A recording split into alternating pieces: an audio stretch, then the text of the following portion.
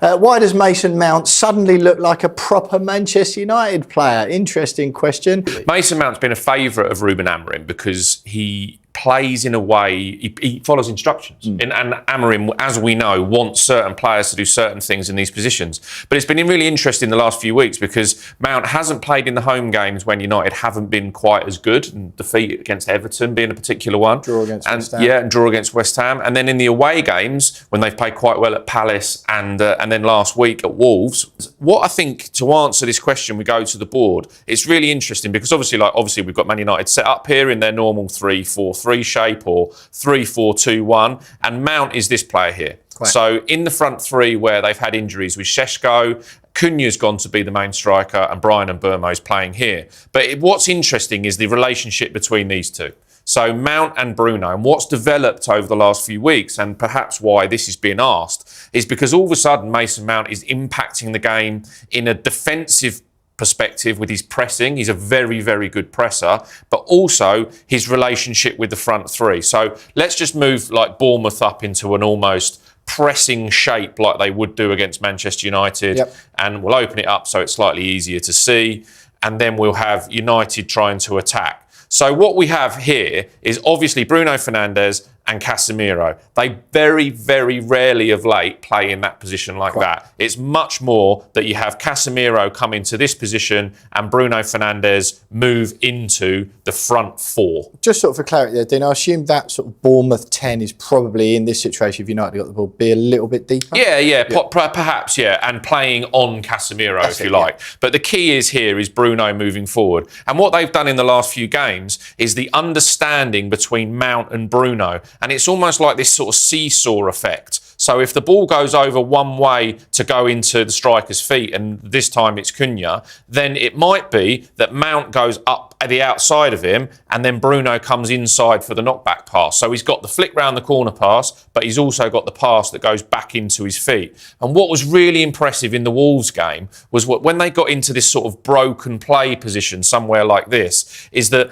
Cunha is coming in and then one of them is going one way and one of them is going the other way. Have they got, they've got the ball, yeah? Yeah, they've got the ball. So they're flicking over each way. So that means where in previous games they were struggling in attack because they almost had two attacking players in that position and too many players deep. And it was all like, they look negative, United. It's not that they're trying to be negative. It's that the understanding between the eights, if you like, and the attacking midfield players, the eights and the tens, hasn't been quite there. And against Wolves, it was far better. Can I ask you a question then, Dino? If Mason Mount's that player on the left there and Cunha's sort of the seesaw pivot in the middle, how come if United are attacking and presumably Mount's got the ball there, that Fernandes is dropping deep there rather than sort of, you'd expect him maybe to be joining in with the attack? Well, it also depends on this player here in the left wing back position, because we saw against Wolves, we saw Diogo Dalot go into some really, really high attacking positions. So if Mason Mount comes in so that this three becomes interchangeable and they're much more flexible position,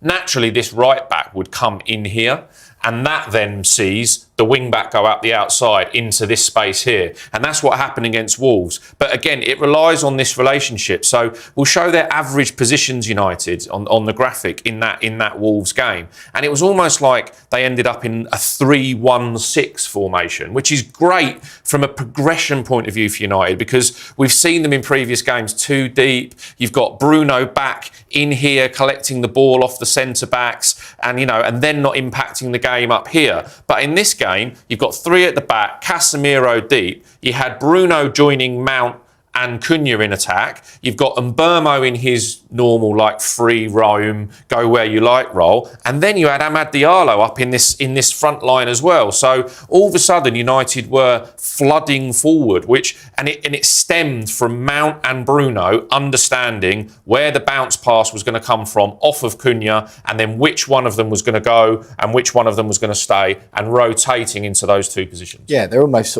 they're kind of similar players in a way, I suppose. You'd suggest that Fernandes is slightly more defensively inclined than Mason Mount, but they're kind of both in that weird hybrid position, aren't they, between a forward and a midfielder. Just quickly though, would you say, or is it fair to say, that the 3-1-6, which all sounds quite brave and aggressive, is there an element of look, they knew they were playing Wolves, they could afford to take more risk and just try and dominate them. Whereas against a team like Bournemouth, who have been more dangerous, albeit not so much recently, they'll have to be a little bit more cagey, perhaps? Yeah, absolutely. More so when they're in sort of settled possession. Okay, right. So if they're in settled possession, and and then you'd think Bournemouth drop into that shape there, and they've got very dangerous wingers. We'll come back to this guy Semenyo in a minute, but in a settled possession, they're in that position there, right? They've got a centre back marking the striker. Casemiro's trying to mop up, and then it's a case of whether the wing back, let's say it's Dalot on this side, comes in here, which then allows Luke Shaw, as we've seen in previous games, to move into the midfield position and be the rest defender. Yep. And so you've still got, if the ball's this side of the pitch, you've still got that rest defence to stop that counter-attack there. And then if the ball comes over this side, that just shuffles across, and the wing back will drop in, and then that centre back can come out from there to do the same thing and be the extra midfield player. That's the key to the 3-4-3, but you're spot on. Against Bournemouth, that's going to be more of a threat, obviously, than it was against Wolves. But it's really interesting for me because Mason Mount is not a winger, right? No. And where it becomes interesting He sort with of Brian, can be, isn't he? He's one of those utility players, and that's where probably in this 3-4-3 setup he's very useful to Amorim, because what you want to try and do, obviously, is get Bournemouth a little bit caught one way, and you want to get them sort of caught like this, where Bruno and Mount and Cunha are playing in a little position where you push players over to one side of the field, because straight away you can see this. And because this is where you want Brian and Bournemouth. Right. And there was an early chance against Wolves where there was a little bounce pass in here with Cunha dropping in and it coming back to Bruno, and then that's the ball that goes in there to Brian and Bournemouth. That's what they'll be trying to work. And because Bournemouth are a man-v-man system, and Wolves tried it against United on Monday night and it just didn't work. They went man-v-man. So you can drag players out of positions, and that was, again, where Dalot got a lot of joy in those positions over there. So that's another selection dilemma for Amorim in this game, is the relationship with Mason Mount, because as I said, he's not a left-sided forward who's going to be over here. Okay, he might do in the press. He's an inverted 10. Yeah, exactly. But he's going to want to come in here, which allows Cunha to be freer, and he's picking up a position. So I was a bit sceptical when it became Diogo Dalot over there, because what you'd think is you want Dorgu. You want Dorgu's left foot going up the outside to provide that width. But actually, if we look at the stats again, Dorgu and Dalot are fairly well matched as it's been this season. Obviously, Dalot's played some games at right wing back, but Dorgu hasn't been as effective as you might like. And I think perhaps in this game, you've got Dalot, who is a bit more trusted by Amorim on that side. And here again, his relationship with Mount in the Wolves game and the Palace game was very good, because Mount comes in here and then Dalot goes up the outside. And again, we know that Amad Diallo will do that on the right if Dallot's selected over there. So yeah, a nice balance that United have all of a sudden come across on that left-hand side, with Mount, Bruno and Dalot being that little relationship. And we all know how good Cunha is. He can play with everyone.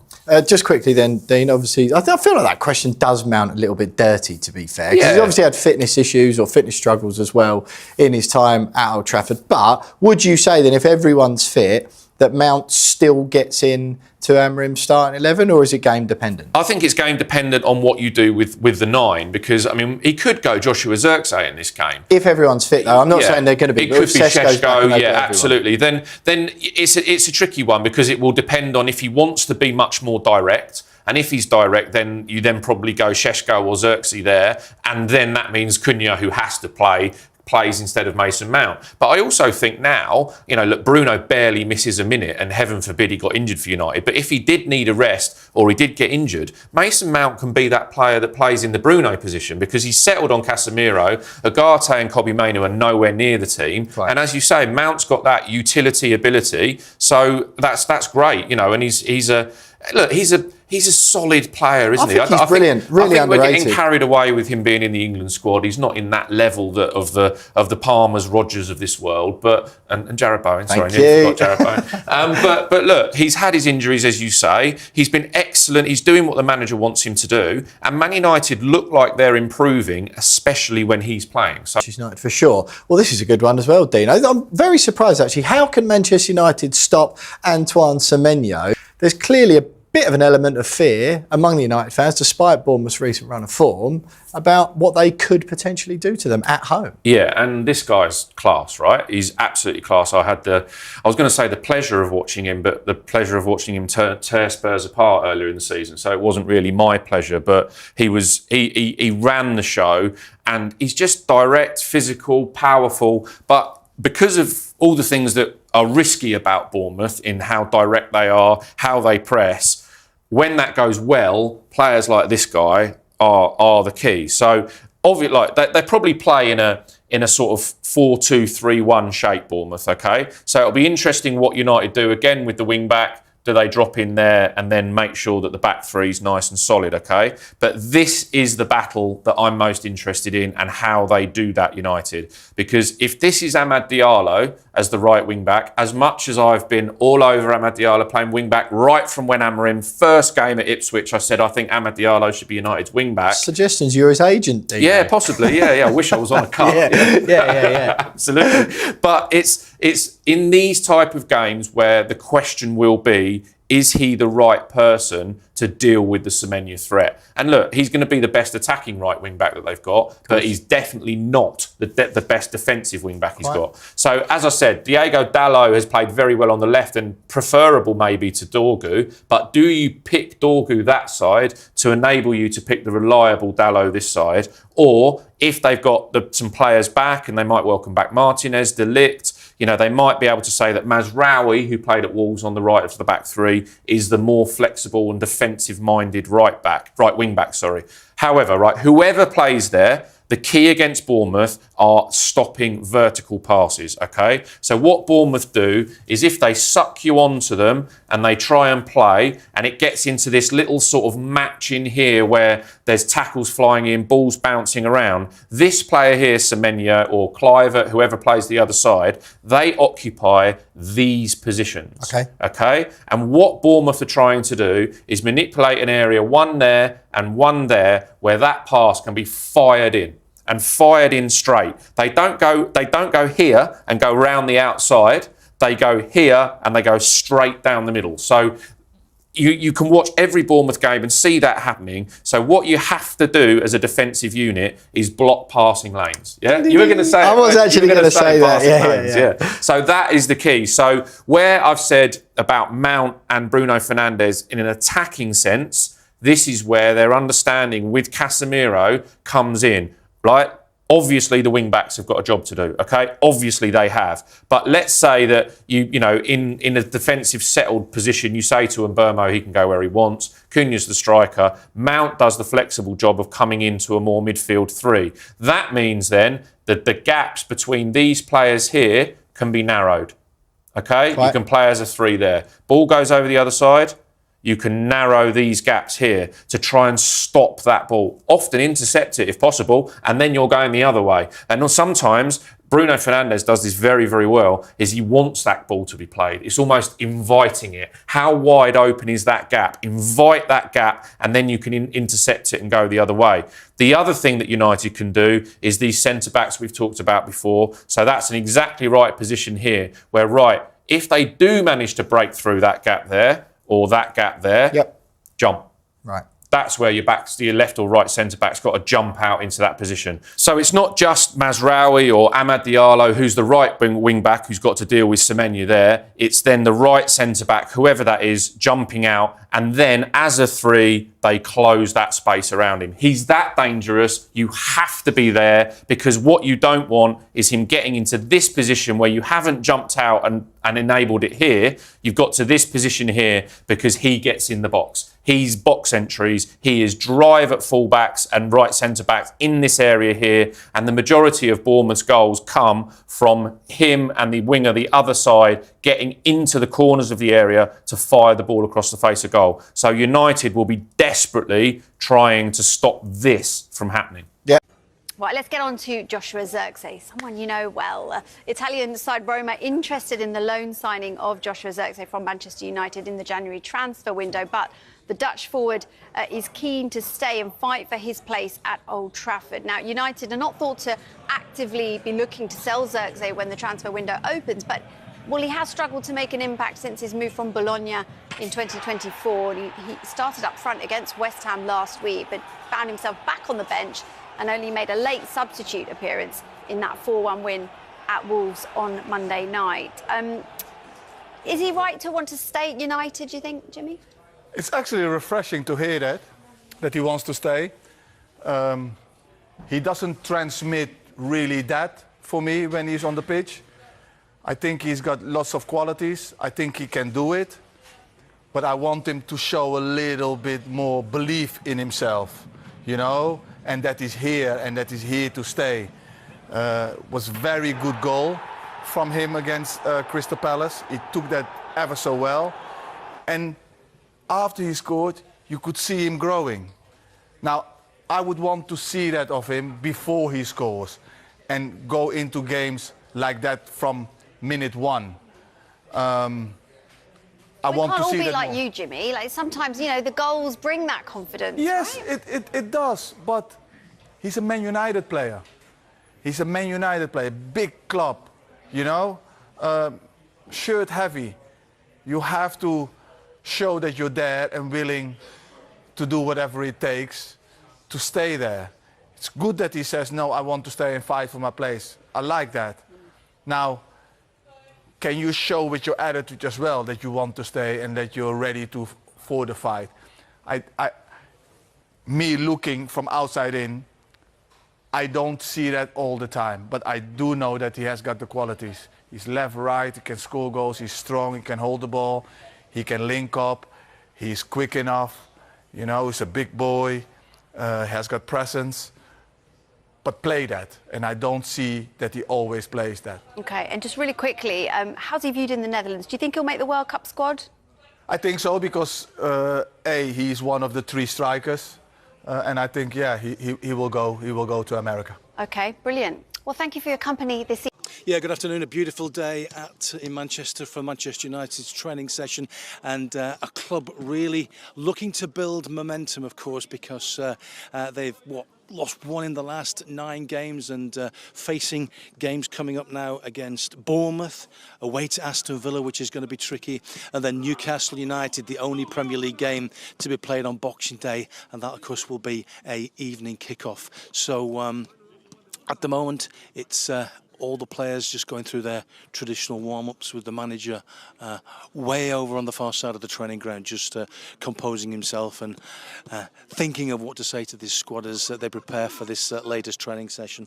And really, a week dominated by talk of players coming back into the fold, such as Mason Mount, who we can see in this group just in front of us, player of the match at Wolves, and had some rotten luck with injury over the years, but really highly thought of by his manager, and no doubt delighted to have the ball at his feet. One other player making the headline this week, Joshua Zirkzee, again, because of the way he's had mixed impact, shall we say. 8 goals in 58 games. There's been suggestions that he'll be maybe wanted by Italian clubs in the window, but he's come out very strongly this week and said he's prepared to fight for his place.